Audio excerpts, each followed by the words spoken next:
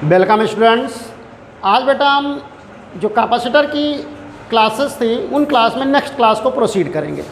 तो हमने कैपेसिटर में लास्ट टाइम में क्या ड्राइव किया था? लास्ट टाइम में बेटा हम लोगों ने ड्राइव किया था कि capacitance of a parallel plate capacitor. क्या ड्राइव किया था? Capacitance of a parallel plate capacitor, जिसमें एक प्लेट P1 थी, थोड़ा रिवाइज कर ले रहे हैं, एक प्लेट P2 थी, इस पर हमारा पॉजिटिव चार्ज होता था और इस पर हमारा बेटा नेगेटिव चार्ज होता था, और इनके बीच का electric field positive plate to negative plate की तरफ होता था। प्लेटों के बीच का डिस्टेंस हमारा D था और प्लेटों का एरिया A था। तो इसका कैपेसिटेंस हम लोगों ने ड्राइव किया था C = epsilon naught A by D। क्या ड्राइव किया था बेटा? C = epsilon naught A by D। ये लास्ट टाइम हमारा डेरिवेशन हुआ था। आज उसी के आगे हम प्रोसीड करें। तो आप इस फार्मूले को लर्न करके रखेंगे। Capacitance of a parallel plate capacitor if air between the plates of a capacitor. तो आपका फार्मूला है C = epsilon naught A by D।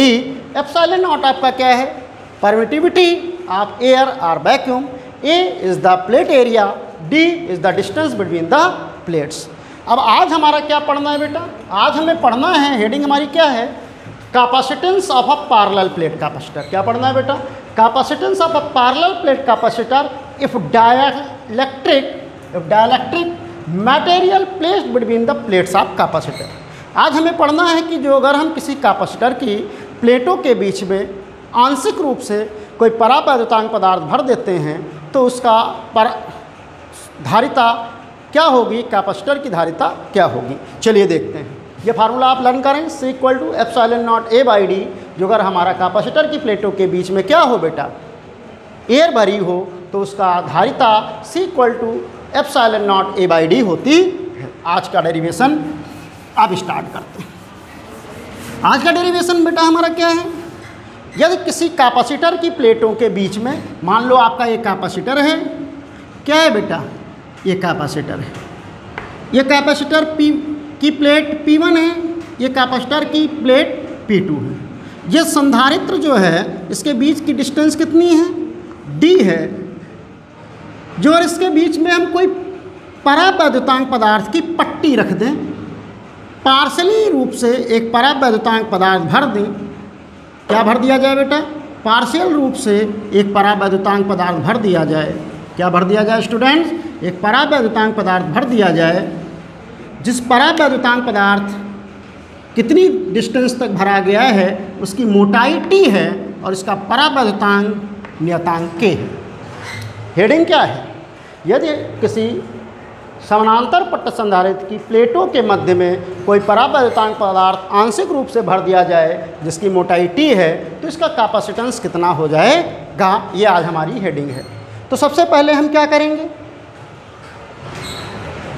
ये प्लेट P1 है, ये प्लेट P2 है।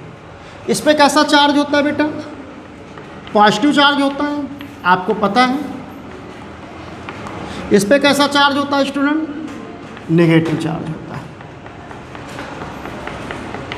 आपको मालूम है इलेक्ट्रिक फील्ड किधर से होता है? पॉजिटिव प्लेट से नेगेटिव प्लेट की तरफ इलेक्ट्रिक फील्ड होता है। तो जो अगर इलेक्ट्रिक फील्ड एयर वाले रीजन में अलग इलेक्ट्रिक फील्ड होगा और डाइलेक्ट्रिक वाले रीजन में अलग इलेक्ट्रिक फील्ड होगा। तो electric field in the region of air, या हम कह सकते हैं वायु वाले क्षेत्र में विद्युत क्षेत्र का परिमाण। तो वायु वाले क्षेत्र में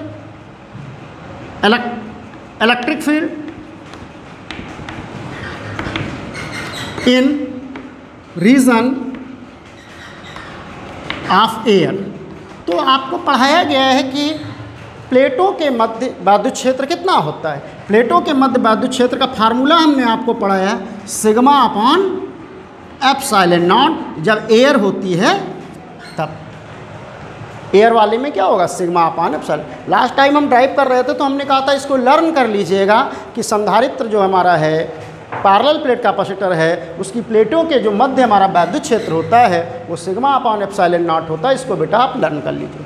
ई एयर कितना होता है? Sigma upon epsilon. अब ई एयर तो मुझे पता चल गया।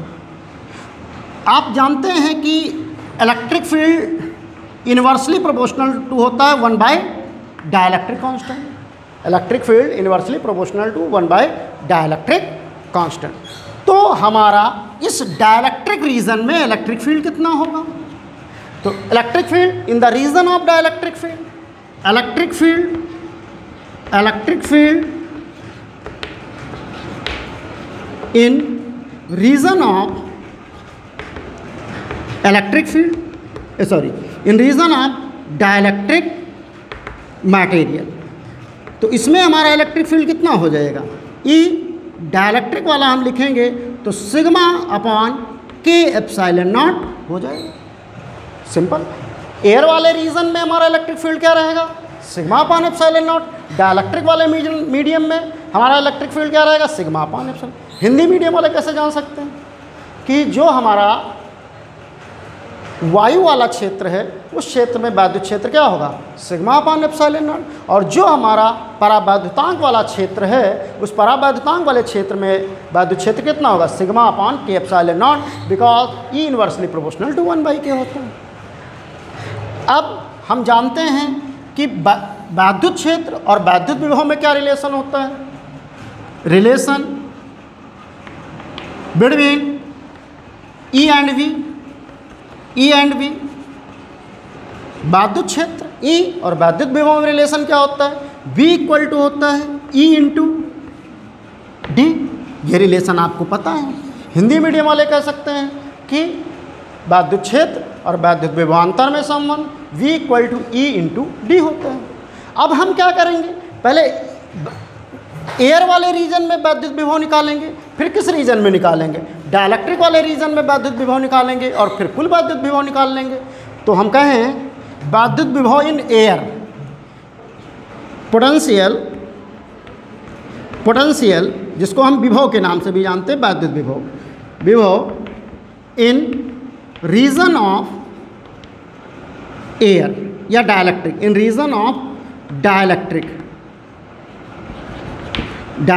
इन रीजन ऑफ, यहाँ लिख देते हैं रीजन ऑफ डाइलेक्ट्रिक। तो डाइलेक्ट्रिक रीजन में हम यहाँ से V डाइलेक्ट्रिक वाला लिखेंगे तो क्या लिखेंगे? इलेक्ट्रिक फील्ड डाइलेक्ट्रिक वाला पुट करेंगे। और डाइलेक्ट्रिक कितनी मोटाई तक है? तो डाइलेक्ट्रिक हमारा केवल T मोटाई तक ही तो है, तो ये T मोटाई ही तो लेंगे, तो ED इंटू T करेंगे। इसमें किसी को कोई परेशानी नहीं होनी चाहिए। अब ED की वैल्यू देखो बेटा क्या है? Sigma upon K epsilon not. तो ये वैल्यू यहाँ पुट कर लेते हैं तो VD हमारा हो जाएगा sigma upon K epsilon not into T. एक क्वेश्चन फर्स्ट बन गई। इसका स्क्रीनशॉट ले लीजिए तब हम आगे का करते हैं। वो डायग्राम अभी नहीं रब करते हैं, आप एक बार स्क्रीनशॉट लीजिए, ऊपर लिख देते हैं जिसमें आपको आगे का हेल्प हो जाए समझने में। ये हेडिंग मैं रब कर देता हूँ सिर्फ। अब हम निकालेंगे electric field in the region of potential in the region of air, potential in the region of air. तो हम निकाल रहे हैं बेटा potential in region of air. तो एयर में पोटेंशियल निकालेंगे तो V एयर लिख लेते हैं, और V एयर है तो हम इलेक्ट्रिक फील्ड किसका लेंगे? एयर का। और एयर कितने रीजन में? देखो टोटल डिस्टेंस D है, यहाँ स्टूडेंट देखो टोटल डिस्टेंस कितनी है? ये D है। उस टोटल डिस्टेंस में T में तो डाइलेक्ट्रिक है, तो एयर कितने में होगा? एयर की जो डिस्टेंस होगी वो कितनी होगी? D minus T। आप अच्छे से देखो एयर कितने में है? D में। और डाइलेक्ट्रिक कितने में? पूरा डिस्टेंस D है, पूरा डिस्टेंस D है, डाइलेक्ट्रिक T में है, तो एयर कितने में बचेगा? D माइनस T में। तो हम यहाँ क्या लिख सकते हैं? D minus T। अब एयर में इलेक्ट्रिक फील्ड पुट कर लो सिग्मा अपॉन एप्सिलॉन नॉट। तो V एयर क्या हो जाएगा स्टूडेंट? वो हो जाएगा sigma upon epsilon not D minus T। अब इसका स्क्रीनशॉट लीजिए, मैं अब रफ करूँगा डायग्राम को, इसलिए रफ नहीं किया था क्योंकि आपको डिस्टेंस पता हो चलेगी डायग्राम देख के D माइनस T, इसलिए हमने डायग्राम को रफ नहीं किया था। अब क्या करेंगे? पहले तो आप इसका स्क्रीनशॉट लीजिए, स्क्रीनशॉट ले लिया। अब हम रफ कर देते हैं इस डायग्राम। अब हम नेट पोटेंशियल निकालेंगे। क्या निकालेंगे student? Net potential between the plates. तो net potential between the plate, net potential difference between the plates कितना हो जाएगा? ये हो जाएगा वी एयर वाला भी और भी डाइलेक्ट्रिक वाला भी। अब एयर में कितना है स्टूडेंट? एयर में हमारा sigma upon epsilon not D minus T. तो एयर वाला यहाँ पुट कर लेंगे, sigma upon epsilon not D minus T. और डाइलेक्ट्रिक वाला क्या है? Plus sigma upon K epsilon not into T. ये net electric field between the plate, net potential between the plates हो जाएगा। क्या हो जाएगा? Net potential between the plates of a capacitor. Hindi medium वाले कह सकते हैं कि संधारित्र की प्लेटों के मध्य विभवांतर। अब बेटा यहाँ तक तो आपको कोई परेशानी नहीं, आप कैपेसिटेंस ही तो निकाल रहे हैं, और कैपेसिटेंस का फार्मूला आप जानते क्या होता है? कैपेसिटेंस का फार्मूला क्या होता है स्टूडेंट? बेसिक फार्मूला होता है sigma equal to Q by V. Basic formula तो C equal to Q by V होता है। तो चलो अब हम वैल्यू पुट कर देते हैं, इसका हम रफ कर दे रहे हैं, आप स्क्रीनशॉट ले लीजिएगा। तो सी क्या करेंगे स्टूडेंट?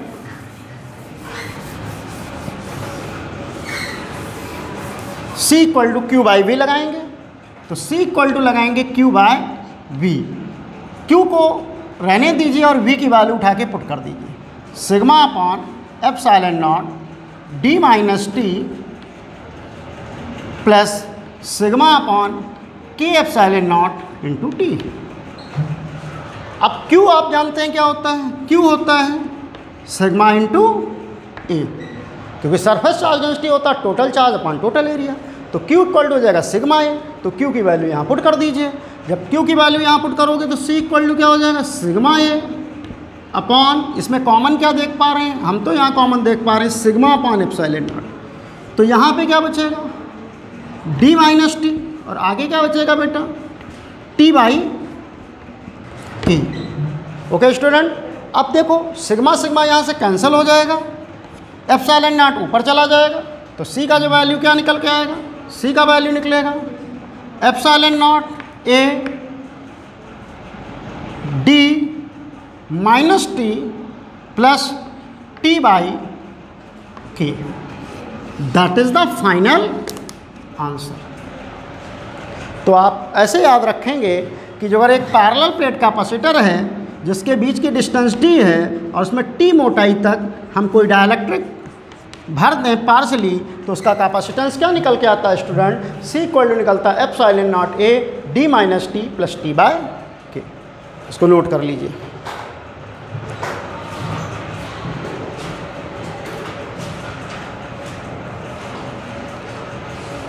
आगे चलते हैं। अच्छा, जो अगर ये फार्मूला आपको लर्न करना है, if a dielectric material placed partially between the plates of capacitor, तो फार्मूला सी क्या होगा? Epsilon naught A D minus T plus T by K. चलिए इसी में थोड़ा चेंज लाते हैं।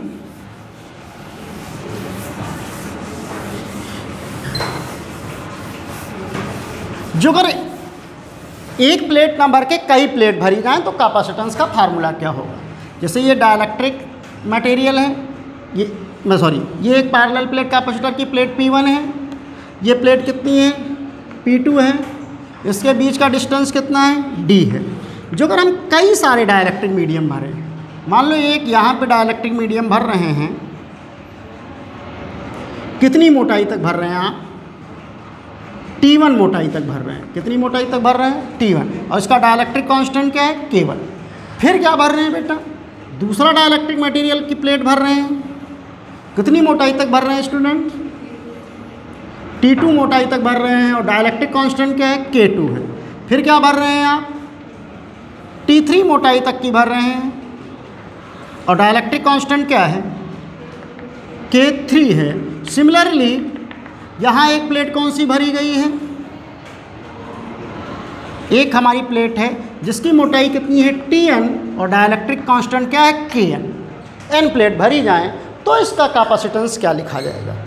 अभी तक तो हमने जो डेरिवेशन किया है वो डेरिवेशन किया एक पैरेलल प्लेट कैपेसिटर था, उसकी प्लेटों के बीच में हमने एक डाइलेक्ट्रिक मटेरियल डी ये डिस्टेंस थी, एक प्लेट डाली थी जिसका डाइलेक्ट्रिक कांस्टेंट के और मोटाई टी थी। लेकिन जो अगर एन प्लेटें हम भर दें जिनके dielectric constant K1 K2 K3 और डॉट डॉट डॉट Kn है और उनकी मोटाई T1 T2 T3 और Tn है, तो फिर हम कैपेसिटेंस क्या लिखेंगे, उसका फार्मूला हम लिखते हैं। तो आपको ज़्यादा इसमें परेशान होने की ज़रूरत नहीं है। पहले तो आप ये सोचें कि आपको परेशान होने की ज़रूरत नहीं है। तो C क्या लिखेंगे, यहीं से लिखते हैं। एप्सिलॉन नॉट A तो लिखना ही लिखना पड़ेगा, D लिखना ही लिखना पड़ेगा। चलो पहले ये माइनस लगा हुआ है, माइनस लगा लेते हैं। अब एक प्लेट नहीं है, कितनी प्लेटें हैं, n, तो इस T को n टाइम लिख लो, T1 plus T2 plus T3 और कहाँ तक जाएगा ये Tn। फिर यहाँ प्लस लगा हुआ है, प्लस लगा लीजिए। यहाँ T है तो क्या लिखेंगे, T1।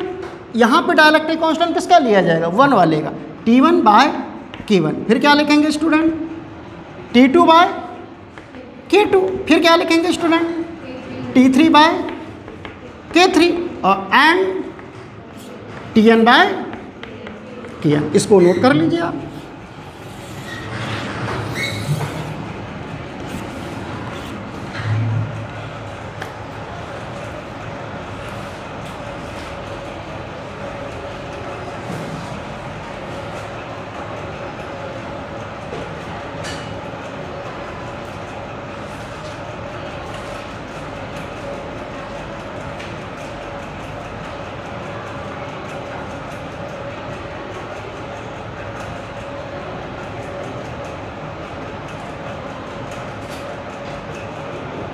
नेक्स्ट देखते हैं स्टूडेंट हम, जो अगर ऐसा हो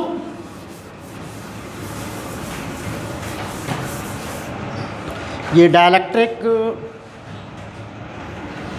ये हमारा कैपेसिटर है, ये प्लेट पेटा P1 है, ये प्लेट P2 है, इसके बीच का डिस्टेंस D है। जो अगर पूरी तरह से इसमें डाइलेक्ट्रिक भर दिया जाए, क्या भर दिया जाए, पूरी तरह से, पहले पार्सली भरा था, पूरे रीजन में जो डाइलेक्ट्रिक भर दिया जाए, पूरे रीजन में एक डाइलेक्ट्रिक भर दिया जाए के, तो पूरे रीजन में भरेंगे तो D की वैल्यू किसके बराबर हो जाएगी, T के बराबर हो जाएगी। जो T है वो जो T मोटाई तक था वो पूरे में फैल गया है, D मोटाई तक भर, तो इसका कैपेसिटेंस क्या हो जाएगा, इसकी हम वैल्यू कैलकुलेट करेंगे। इसको रब कर देते हैं। तो इसको हम एक केस की तरह मान सकते हैं। क्या कह सकते हैं, इसको हम कह सकते हैं इफ डाइलेक्ट्रिक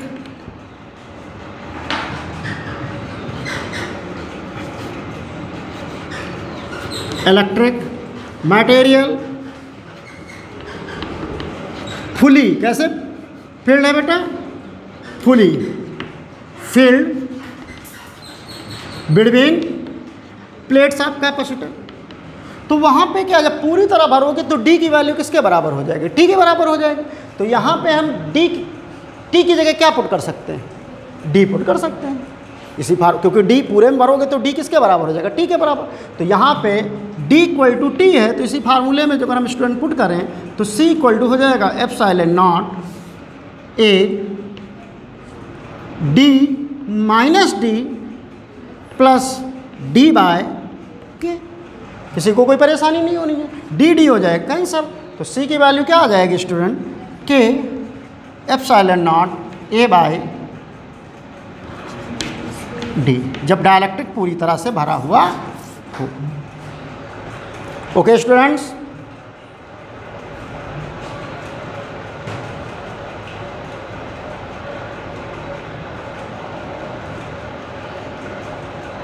इसका स्क्रीनशॉट ले लीजिए। अच्छा, एयर जब होता है तो इलेक्ट्रिक फील्ड क्या होता है, जब एयर होता है, जब सिर्फ एयर हो तो जब सिर्फ एयर हो, मान लीजिए ये एक प्लेट है, एक प्लेट A है, डिस्टेंस D है और उसके बीच का मीडियम क्या हो, एयर हो, प्लेट एरिया A हो, तो C क्या लिखते हैं बेटा, एयर के केस में क्या लिखते हैं, epsilon naught A by D। तो जो अगर हम इसको और इसको डिवाइड कर दें तो क्या निकल के आएगा, इस वाले क्वेश्चन को, इसको मान लो फर्स्ट है और इसको सेकंड है, इसको डिवाइड कर दें तो C dielectric by C air कितना आ जाएगा स्टूडेंट? ये आ जाएगा K epsilon naught A by D upon epsilon naught A by D। ये पूरा का पूरा टर्म कैंसिल हो जाएगा तो C dielectric upon C air कितना आ जाएगा?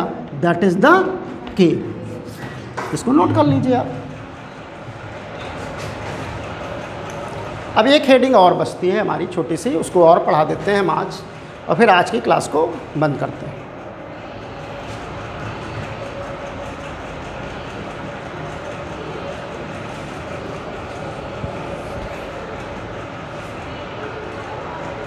स्क्रीनशॉट ले लीजिए आप लोग। हमें पढ़ना है फोर्स ऑफ अट्रैक्शन। ये कई बार पूछा भी गया है, जेई में भी पूछा गया है, नीट में भी पूछा गया है और कंपटीशन में भी पूछा गया है और दूसरे भी।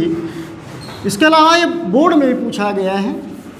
तो हेडिंग क्या है? Force of attraction between the plates of capacitor. क्या हेडिंग है बेटा? Force of attraction between plates of capacitor. मान लीजिए बेटा ये क्या है हमारा, एक कैपेसिटर की प्लेट है P1, एक प्लेट क्या है हमारी P2, इनके बीच का डिस्टेंस क्या है? D है। इस पे आपका कौन सा चार्ज होता है? Positive charge. कितना पॉजिटिव चार्ज होता है? +Q। इस पे इक्वल अमाउंट में नेगेटिव चार्ज इंड्यूस होता है। कितना इंड्यूस होता है बेटा? -Q।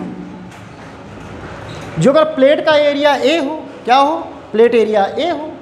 If plate area A हो तो इसका सरफेस चार्ज डेंसिटी कितना होगा? Surface charge density, surface charge density sigma क्या हो जाएगी? Q by A। ये तो आपको पता है। एक प्लेट पे पॉजिटिव चार्ज होता है +Q, दूसरे पे होता है नेगेटिव चार्ज। इसकी सरफेस चार्ज डेंसिटी कितनी होती है? Q by. अच्छा, इस प्लेट के कारण यहाँ इलेक्ट्रिक फील्ड बनेगा? एक प्लेट के कारण, इस प्लेट के कारण यहाँ इलेक्ट्रिक फील्ड बनेगा? नहीं बनेगा।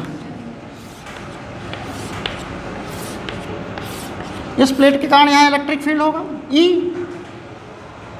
तो electric field on plate P2 due to plate P1।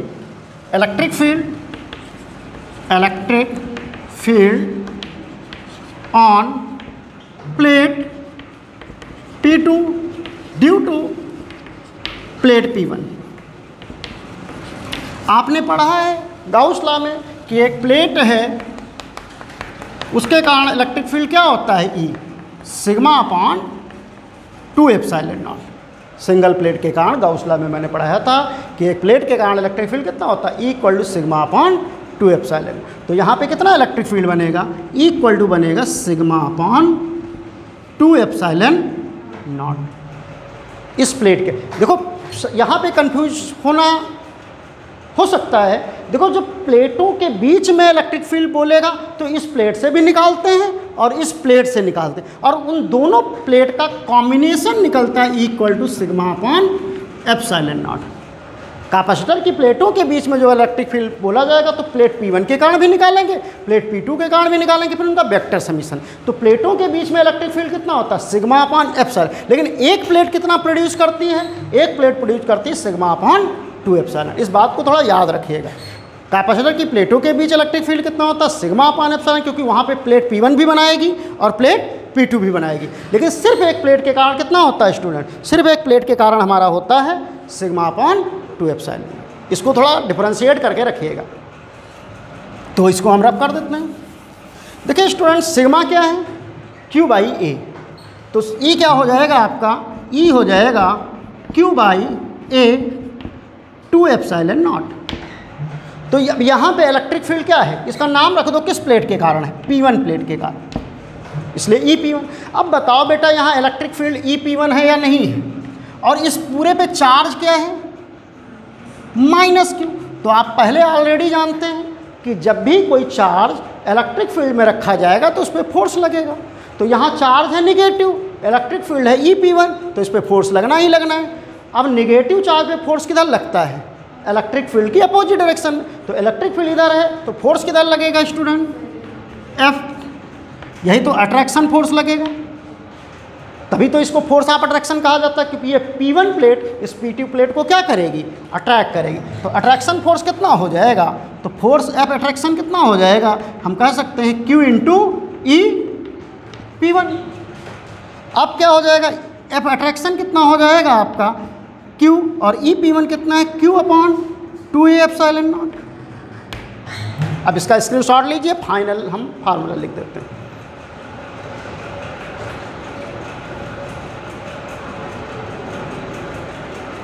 इसको रब करते हैं इसको। तो बेटा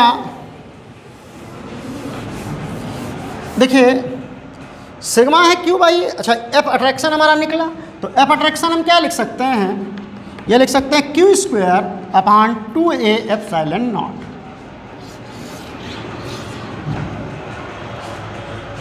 याद कर लेंगे, लेकिन कब? जब एयर होगी तब, और जो कोई डाइलेक्ट्रिक डाल दें,